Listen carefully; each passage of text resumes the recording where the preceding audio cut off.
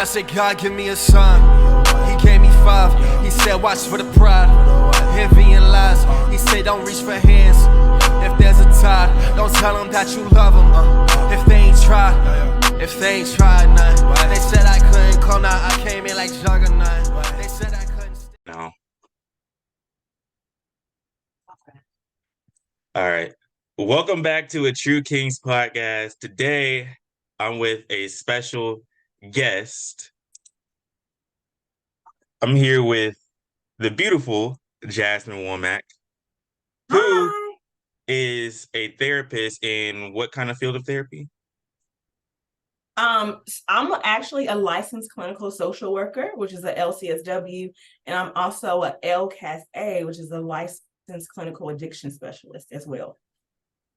Okay, so can you explain like what that is for those who don't know? Because I'm still confused on what that is. Okay, so as far as the licensed clinical social worker, they're all different types of social workers, but we focus on clinical mental health. So typically what we do is we have to go to school and get our bachelor's, as well as we can do the advanced standing program, or we can do the 2-year program. So a lot of times with therapy, is that what you're asking, is like, what is therapy, or just like, what is the licensed clinical social worker? Yeah, you're asking me? What is currently, what is the licensed clinical worker? The licensed clinical social worker, it's just is a social worker that can do therapy, mental health therapy. Well, okay, so in your opinion, what is therapy actually? Because a lot of people have like their various different, thoughts on that. So yeah, therapy is something that is person-centered. So basically, when you go to therapy, it's because either you're dealing with stuff, or you just need that person to talk to that is unbiased. I always tell people your family member cannot be your therapist because they know everything about you. So a licensed clinical social worker, therapist, is something that someone is the unbiased part of, just someone to talk to. So as far as therapy, what I typically do with my clients is we have a treatment goal. So we decide, like, are you working on depression? Are you working on, kind of like building skills to increase your socialization? Are you needing to work on your anxiety? Whatever it may be, like for younger children, or your parents going through a divorce and you need to cope with it, more so of an adjustment disorder. So it's whatever you want to talk about in therapy. It's like your safe space. Okay. So when people recommend, right, that others should go to therapy to work on their problems, a lot of people have that fear, and so especially after, I don't know if you saw, like, last year there was this woman who got all over TikTok and she was kind of telling everybody's business, and she's actually licensed in therapy. So how do you help people kind of get over that fear coming in there and saying their problems without the stress of it feeling like it's going to get leaked out to the public at all? So therapists are bound by HIPAA. So the only time that we will tell someone and have to tell someone, if you say, Jazmine, I plan to kill my neighbor, whatever their names may be, or I plan to harm myself. So those are like things that we can't break confidentiality. We can't say, look, you're going to harm someone, so we have to, maybe if you don't want to go, get you IVC to get you some help. So, but typically everything else is confidential. And I will say this, every therapist is not for everyone. If you don't like your therapist, it's like 1,000 other therapists to choose from. Like, you have to get to know your therapist, research them to kind of see, like, do they fit my needs? Because a lot of times people try therapy and they don't like the first 2, not realizing that maybe it was just y'all personalities didn't really match well. Or, sometimes people feel nervous kind of opening it up to their therapist because they may feel judged. But if you are a licensed clinical social worker or any other social worker, your job is not to judge, but to help the person through whatever they're going through. It's not our job to tell you what to do. Our job is to help you process whatever way you're going about it in a healthy way, and to just kind of like validate your feelings. and also hold accountable as well. So the accountability part, what you just said, do you think that's like a cause and the fear of people coming is that they don't want to be held accountable?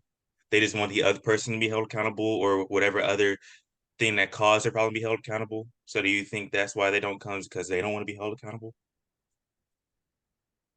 Sometimes some people don't want to show their emotions, right? Therapy is definitely an emotional thing. Like a lot of times people don't know things bother them until, when we go over the initial, assessment, they don't really know how to explain what's bothering them. So I do think some people just want to be told like they're not the problem. But a lot of times people I feel like are just afraid. They just don't know what therapy is going to have, or they just feel like, they just don't know. I don't think that people don't come to therapy because they don't want to be told that they're doing something wrong, because if you're at the point that you just need help, you want to see what can I do to get better. And a lot of times, it's scary talking to people that you don't know for the first time, or you're scared what they're going to say. And then a lot of people are scared, what are they going to diagnose me as? Because although mental health has been getting better over the last couple of decades, it's still a stigma with mental health. And that's why a lot of times people, especially when you live in the Bible Belt, at one point you couldn't believe in God and go to therapy because they were saying God, could cure everything, which you can be religious and still go to therapy, because having a chemical imbalance, is something that, when people have bipolar disorder, is not like, sometimes you can't pray that away. You have to be on medication for some severe mental health disorders. And it's okay to be on medication. And I think that a lot of times when people have that stigma, oh, that means I'm crazy. When, it's not that you're crazy, it's you are taking accountability for yourself and you want to be better. I understand that. There's this like you said, the stigma with mental health is still a big thing. I take mental health very serious in my life, especially this year. I've talked to you about some stuff that I've dealt with in the past before, and you've helped me through that, which I really appreciate, by the way. But so in your opinion, right, like, or in your field, what are kind of the main cases you deal with on a daily basis or whatever? Like obviously don't go and tell people like business or whatever, but like types of cases that people come to you about and you have to kind of help them through for the most part. Well, it can be a lot. So I work with, high functioning individuals, and then I have some that are kind of more so severely impaired. So I work with the schizophrenic population. And a lot of times people have the stigma that schizophrenia, like, oh, they're going to hurt. Like, they're not. Like, a lot of times, most of the time, just because someone is hearing voices does not mean they're going to hurt you. And a lot of times, and I do recommend people doing the schizophrenia stimulator to understand like how it is to have voices talking to you, and then I'm trying to talk to you and then you're hearing these other voices. It's very challenging. So I work with schizophrenia people at times to understand how to navigate with voices, and understanding that it's okay that you hear voices, as long as we know that you can, maybe if you're having negative voices, not to act on, those negative voices, and to kind of how to communicate in the society with, having those challenges. I also work with people that have anxiety, that, sometimes, life is hard, like, especially if you have a history of trauma as well, like building just trust and understanding and trusting yourself. Because that's a lot of times people doubt themselves. They don't want to, hurt people's feelings, people pleasing, understanding that everyone should have boundaries. Because it's okay to say, no, I can't do this today. I don't have to make you happy and make myself, stressed out. So that's another thing that we kind of talk about in therapy, is like having boundaries, especially with someone that has anxiety that just wants everything to be perfect.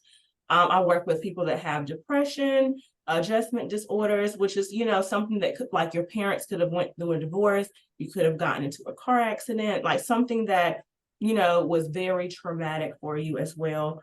And then also bipolar disorders, because a lot of times when people, or you always hear the word like, I'm bipolar, right? You just say the things that, like, if you have a mood swing, you feel like you're bipolar. But bipolar is something that, you have the up and downs and things like that, and you have to get diagnosed from a professional to have bipolar. You just can't say you have it because you feel like you're moody. So working on managing your symptoms when you're bipolar is very important, because especially if you're going through a manic stage, because when you come down from that manic stage, you can be very depressed, right? When you kind of feel like you could go on a spending spree, and then you find out you spent your rent money, and then you are, depressed because you can't pay your bill. So you kind of have to have like a plan, like, look, I'm going to go to these manic phases, and this is how I should handle them, like talking to a therapist.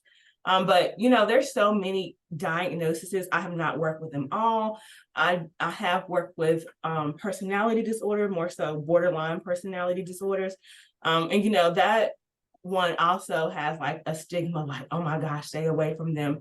But when you hear borderline personality, I always say, that means that person may have went through like a traumatic childhood, and, they just have to learn how to cope with life in a different way, which I always recommend DBT therapy, which is dialectic behavioral therapy, which is very beneficial for borderline personalities as well. But I typically work with all populations, geriatric populations now as well, dealing with aging, because aging is something that we don't talk about enough, right? When you get to that old age and all of your friends have passed on, your husband has passed on, your best friends, and then you're by yourself, like, that could cause depression too, is that. And then not only that, if your physical health has declined and you have limited support, that's another thing to, add to aging as well. But yeah, that's for the most part that I can think of right now. Okay. So you said something about like childhood trauma, right? So have you ever dealt with people who they kind of, well, obviously you kind of just said you did, where they associate their trauma from the past and they kind of associate it in many different situations? Well, it can be. So this is why, I even tell like my friends. So a lot of times in your childhood, if your parents tell you you were never good enough, right? You would never, it was all, they push you to the limit. You create this anxiety about yourself that you have to be perfect. And if you're less than perfect, you feel like you're a failure, right? And that carries on until you get over those issues. I have saw people that are like 80 and 90 and they still struggle from what their parents did to them. But I always tell people you have to take your power back, right? Just because your parents, and no parent is perfect. A lot of times I tell people your parents were this way for a reason, most of the time. Like, maybe that's how they were raised, but you have to learn how to develop coping skills to kind of get out of that mindset that is destroying you. As far as like wanting to be perfect or dealing with a lot of things, verbal abuse, it could be physical abuse that you encounter as a child, and being able to say, look, I am not responsible for what happened to me in my childhood, and I can move forward from this. Okay. So like take me for example. So there's like this and I've talked to you about this before, where it's like when I was a kid, well, specifically now, okay, I have this thing where it's like I absolutely, whenever I get overlooked by a specific person or a specific situation, I get so irritated that it just motivates me like a lot. But it's not good for the most part because being overlooked is a part of life. But that kind of stems from my childhood, because whenever I was around my mother's side of the family, like my grandmother, my aunt, my cousin, my grandfather, when I was a kid, I felt severely overlooked because it always was this thing of like I would always be the one mainly getting in trouble. I was always be the one who was the problem in a situation or something, right? And even though nowadays it's not like that, there is still that stigma with me where it's a thing of I can go into a whole different situation. And if I'm overlooked or put in a situation where I'm looked at as the problem or the bad guy, I feel some type of way, probably a lot more strong than what I probably should. And so in your opinion, like how would I go on to handle that? I mean, like I said, I handle it every day better than what I used to. But if this was like a few years ago, how would it have been best for me to handle that in that in that way? I understanding. So a lot of times we do a lot of things that we don't know why we do it. Get into the root of the problem, which you said you felt overlooked, and kind of not heard as a child. So I think that understanding that wanting your feelings validated is normal. Like it's okay. Like that's a human part. Like you want to be heard, you want to be appreciated. So now that in your adult life, it's like when you are feeling like, oh, this person is kind of not, showing me what I feel like I need from them. Either you can do like a couple of things, right? You can kind of say, why do I feel like I like for them to validate me? This is why I need to, like, is this person really important enough for me to kind of like lose sleep over this person? Or say, or actually have a conversation to them like, look, I feel this way. Like when you do this, this is what I feel. And so when you're telling somebody that you kind of feel like they're, overlooking you, like you're putting the ball in their court to say, this is how I want you to treat me. And if they don't treat you in that way, you have to decide, okay, am I willing to stay in this situation after I already have explained to them how I feel? Because at that time, if you are telling somebody how you feel and they still treating you the same and they're not validating your feelings that you need to, are you hurting yourself by staying? Or you feel like you don't want to move on from this person for whatever, reason? Okay. So also have you dealt with like people like couples and stuff like that who have come to you, maybe they're on the verge of breakup or having problems and then you just had to help them get through it, or have you not dealt with anything like that?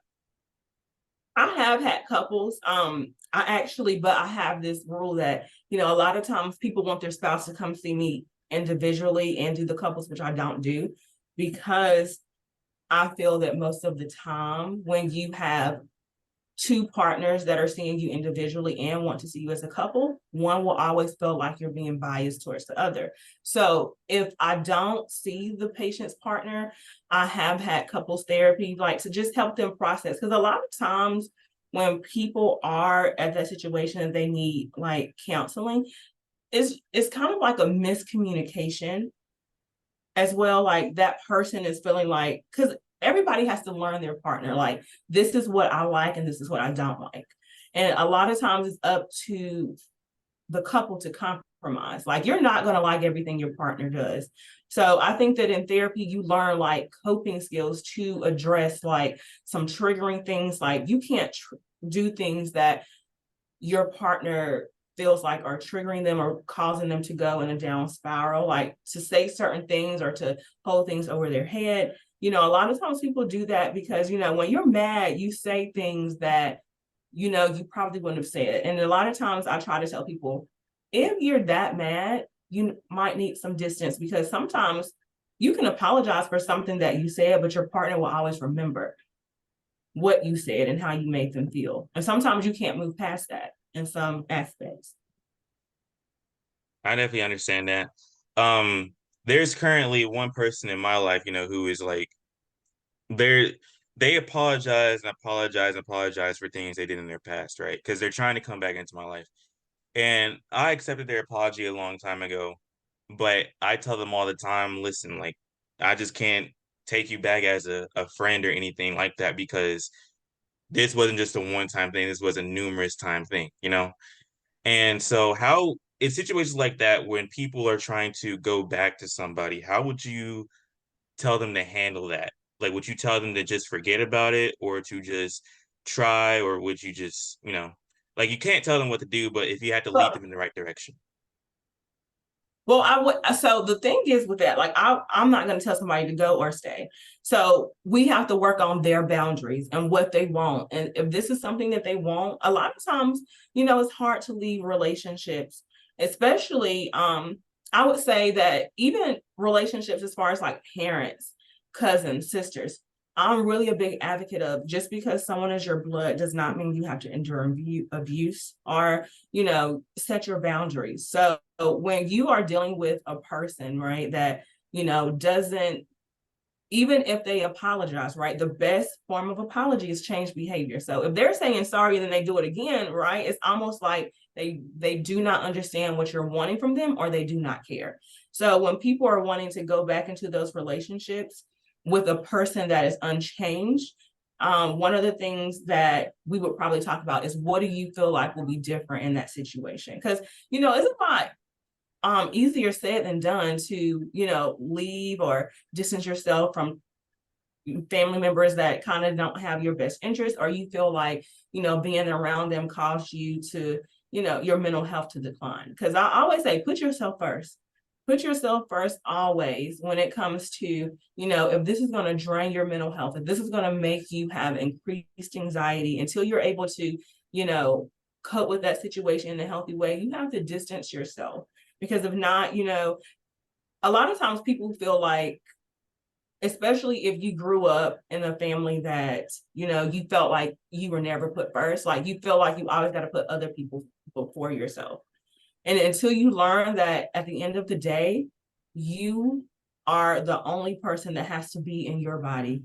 You're the person that has to live in your shoes, and that you have to be able to kind of, navigate life by yourself, even when, it's good to have friends and things like, but if you can't navigate life without being under someone or having to have somebody, it's probably not gonna, be in your best interest, because you have to learn how to be comfortable with yourself.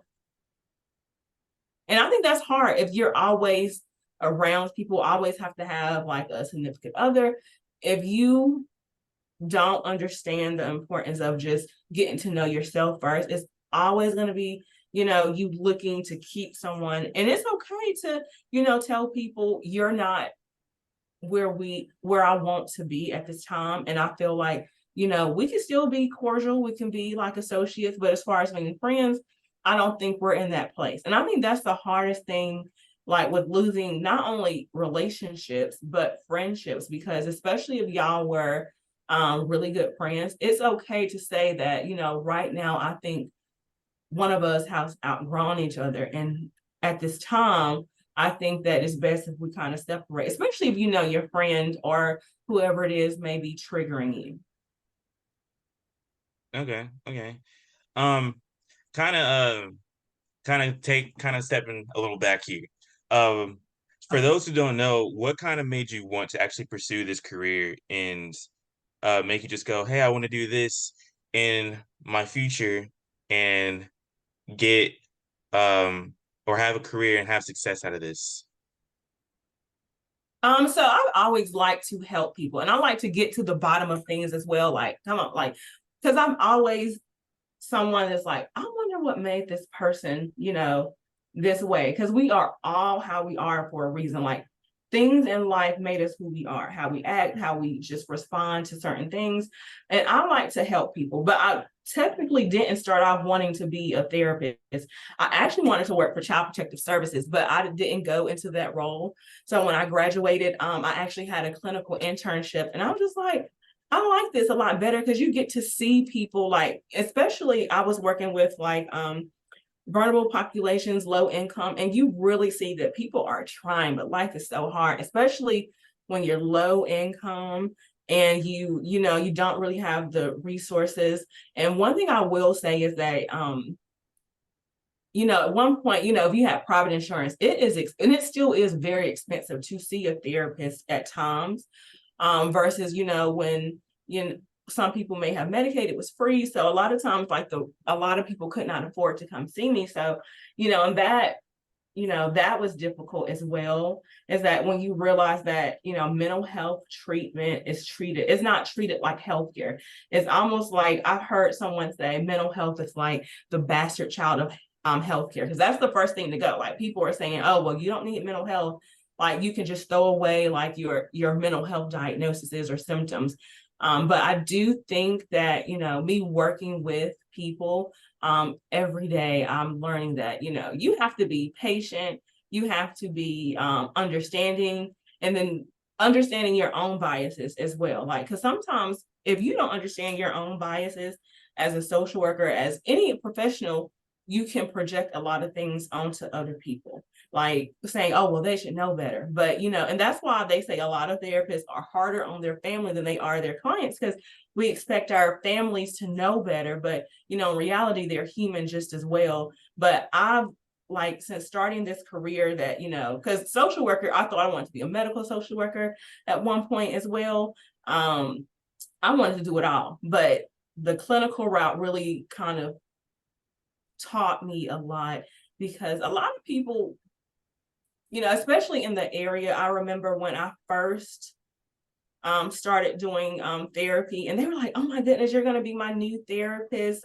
They were so excited, especially when they probably never had like a female therapist that was Black, and they were Black little kids, because a lot of times, people were saying, like, they felt like sometimes you want a therapist that you feel like that can relate to you, and that is understanding your culture is very important too, as well. So no matter who you are, like, no matter what race you are, like, finding someone that you feel like can understand your culture is a really good thing. And I've learned that in school too. It's like, you want to be, even if you don't identify with the community, you have to research and understand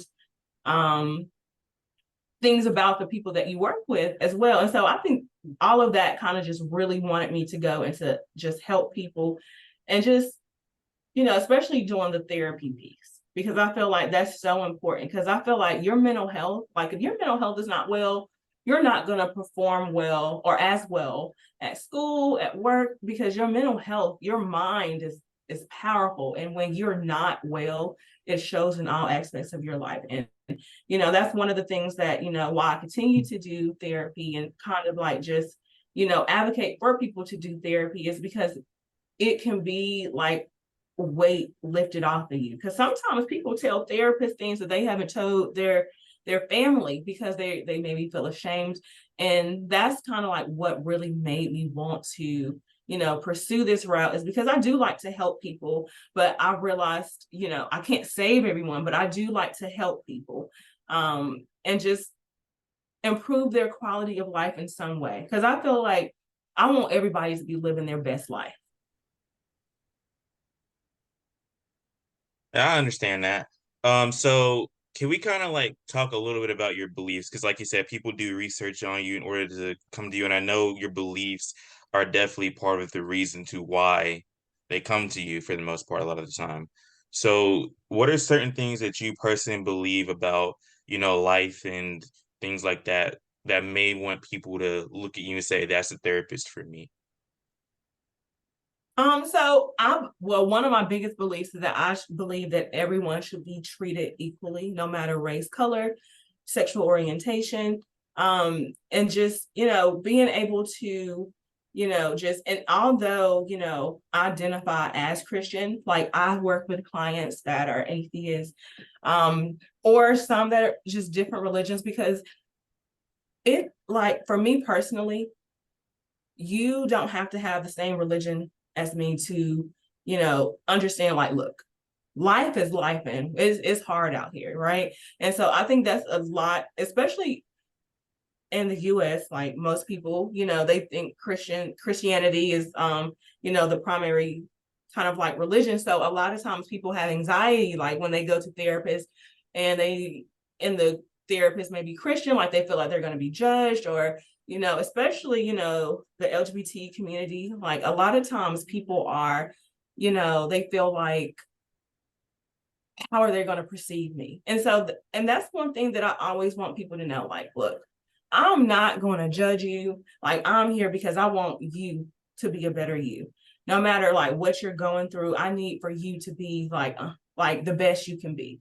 And, and I tell them, like, if at any time you feel like I'm not the therapist for you, it's okay. You will not hurt my feelings, because I'm in it for you. I will help find you another therapist, especially, some males prefer males, right? It's not a lot of male therapists when you look around. It's really hard to find. But, if you want a male, I'm going to try to my hardest to find a male for you. And I think just being open and with them to like, look, I don't know everything. Like, you know, for me, life happens too. Like, and I think people think that therapists are like perfect people that never, that just always handles conflict and this well, like, no, like me personally, I'm going to tell you how I feel, maybe a little bit too much. And it might hurt some feelings, but at the end of the day, like I said, I'm going to be honest with you. I'm not going to, you know, sometimes people like to sugarcoat stuff. I like to be honest because honesty is what's going to help you get better in a healthy way. I definitely agree with that. Yeah, a lot of people aren't really too honest nowadays because they're so afraid that they're gonna hurt someone's feelings, but not necessarily realizing that if you're just honest, you're actually helping them. And some people prefer you to be as honest as possible. Like me, for example, I would prefer someone who is going to be as honest with me as possible on any situation, whether I'm the problem, whether I'm not the problem, whether there's something that I did wrong or I didn't do wrong. So honesty is definitely very important in many aspects of life and not just therapy. Um, but Right. Yeah. so also in your personal opinion, right? I came up with like this theory, right? I just had to get this out here before because we're about to run out of time. So I had to get this theory out here. So I want to know if you kind of believe this and kind of want you to give your opinion on it. It's just a little fun thing to talk about real quick. o- Um, Okay. so I'm someone who kind of believes like I'm not gonna say love at first sight because honestly, if you sit there and you kind of do love at first sight, it may work for you, but a lot of times this is only just gonna hurt you in the long run. Um, but essentially, I am someone who kind of believes that when you meet someone, right, even if you guys don't get together at first, maybe you know this person goes and rejects you and stuff, right? There is this firm belief that like you guys will get together at some point in time. So, like, take myself for example, and yes, this is the reason I'm bringing it up for myself. I know probably a lot of y'all are probably like, really, LJ? But nah, I'm bringing this up for myself. Um, so beginning of the year, I met this one girl, right? Beautiful, she's smart, she works very hard and everything. She's um I can go into so much detail about her that I've just gotten from having different conversations with her. But there's this thing, right, where like when I asked her out, she turned me down. Ever since the beginning of the year, and I mean like this is like back in January. Ever since then, there's been this thing where it's like if I go and talk to another girl, go on another date with another girl, it feels kind of weird talking to those girls because this girl is in the back of my head. And I have this belief that maybe at some point I will end up with her, but I don't know. It's probably going to be a long time because she told me herself that she wasn't ready. Her best friend told me she wasn't ready. So in situations like that, if people come to you about those types of situations on how they should handle those, what do you kind of tell them to kind of make sure that they just kind of keep it pushing? Because me personally, I just decided to just focus on myself for now and just continue to do me. But let's say they want to take a different route in those situations. Yeah, I think that, you know, love at first sight, it definitely depends on the people, but it doesn't seem like it's love at first sight for her, or if, you know, it's just you in this aspect. But I think that, you know, if someone is telling you they're not ready, or they haven't said like, you know, maybe, you know, in the future we might can date, like is a difference between holding on to hope and then holding on to false hope, like in some aspects. Like, and it's hard, and I want you to, because I'm a female, I do think that, you know, it's different, like my perception as a female versus yours as a male. It's like a lot of times when women have to turn men down, like it could be scary because they never know the route that it may go. And I think that, you know, women, we try to be really nice, like, hey, you know, not for me at the time. But then sometimes that can give a person hope, like, oh, well, she said not right now. And then it can either become really stalkerish, or, you know, that person, like, that's why I do believe in like just being honest and being in the safe space when you say, like, hey, you know, I don't think we're a good fit, because, you know, having that little bit of hope, like I'm not ready right now, is meaning that maybe she's gonna give me a chance in the future when she is ready. But if that is not her intentions, I think that will be devastating to you. Like if she is in a relationship in a couple of years and you're like, wow, like you said, you wasn't ready, or maybe she was not ready to date you. So I do think it depends on the female too. It really does depend on the situation. But I will say, if a person is telling you they're not ready for you or do not want to date, respect their wishes. Don't stock your life right on a person that said they're not ready for you. You continue to live your life, and if it just so happens that they come back around and you're still available, then take that opportunity. But don't hold your life for anyone, because you can be 85 and she's still saying she can't, she's not ready, and then you waste your whole life. Definitely understand. Like with me, kind of like what I said, I thought about every scenario, and I'm not gonna sit here and say it was love at first sight, because I would just say, like, when I saw her, I could tell she was working hard, but I'm not gonna say it was love at first sight for me. I would say it was more so like, ooh, I want to kind of get to know you type thing, right? And but yeah, and I still kind of want to get to know her, but I have thought about those scenarios about, okay, well, let's say this way, is that way, just things of that nature. But I just kind of wanted to give you, or kind of wanted you to give your kind of input on that, because I know I'm not the only one that's dealt with a situation like that before. It's I kind of wanted to help out people here who have dealt with situations like that before. Right. And remember that you are the prize to someone, right? Like you are always, so it's gonna be, you're gonna meet that person that is like gonna be like, oh my gosh, like he is the most amazing person. And you should have that feeling that your partner loves you just as equally as you love them as well. So a lot of times men do like a challenge sometimes, right? Like you want, okay, she don't like me today, but she might like me tomorrow if I do all this stuff. But just I would say you can keep her in the back. If she is okay and she does like you as a friend, like you can still kind of, communicate with her. But if she doesn't want to be single, like you work focus on yourself. You focus on yourself, and then the right person will come to you. Like when you try to find like love in all the wrong places, sometimes it's like it's going to make it worse than just being single, until you find someone that is willing to reciprocate the same thing that you kind of want towards them. But if somebody is telling you, I don't want to be with you right now, don't take it as a maybe unless they say it maybe. Don't, if it's not any hope in their eyes when they say it. Like I know that some Bingo. All right, sorry, y'all. We had a few technical difficulties, but would you like to continue your final thought before we end off?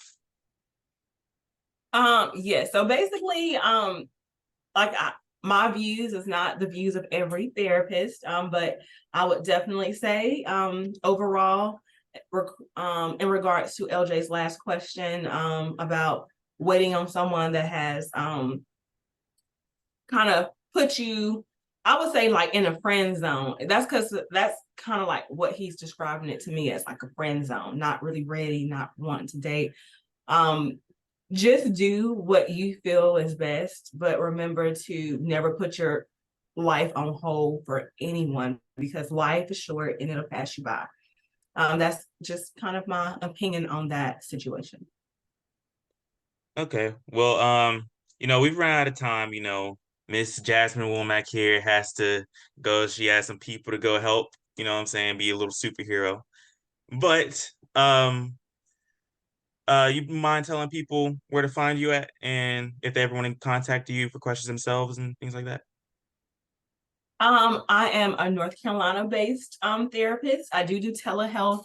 Right now I do not have my own practice, but I am working on that. So right now, if you want to see me, or you want to kind of like just to see if I'll be a good fit for you as a therapist, you would have to see if I'm on your insurance panel right now, because I'm on people's insurance panels in North Carolina right now. But as far as like contacting me personally, I will have to come back with an update for that as well. Because right now I do mostly, I do geriatric work in facilities, but I do some contract work with other companies. But right now, I am not able to accept patients right now, but I will be in a couple of months. Okay. Well, once again, thank you to Jazmine Womack for joining us today for this lovely interview. And make sure you guys like, comment, and subscribe to the channel and the podcast. Hopefully, one day soon we'll have this on Spotify in order for you guys to come and listen there. But without further ado, we'll catch you guys later. Thank you for coming and joining us today. Have a good